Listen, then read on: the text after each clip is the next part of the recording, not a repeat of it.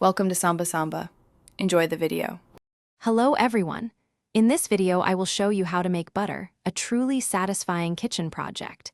It's surprisingly simple and requires just one main ingredient, heavy cream. For optimal results, make sure your cream is very cold.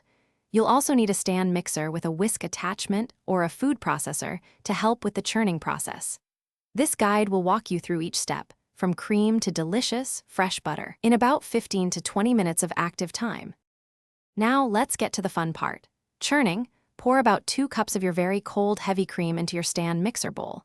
Start mixing on a medium-high speed. You'll notice the cream first transform into beautiful whipped cream, then it will continue to thicken. Keep mixing, and after about 5 to 10 minutes, you'll see the milk solids begin to separate from the liquid, which is your buttermilk. This is the exciting moment when butter truly forms. Once your butter has separated, it's time to remove the buttermilk. Carefully strain the solid butter from the liquid. You can save this fresh buttermilk for baking delicious pancakes or biscuits.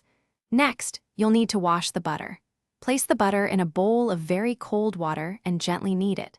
This step is crucial for removing any residual buttermilk, which helps prevent spoilage and ensures a longer shelf life. Continue rinsing and kneading until the water runs completely clear.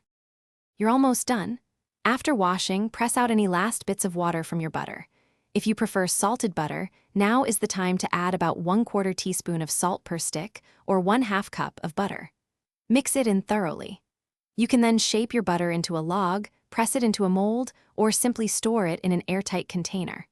Your delicious homemade butter will last for about 2 weeks in the refrigerator, ready to enjoy.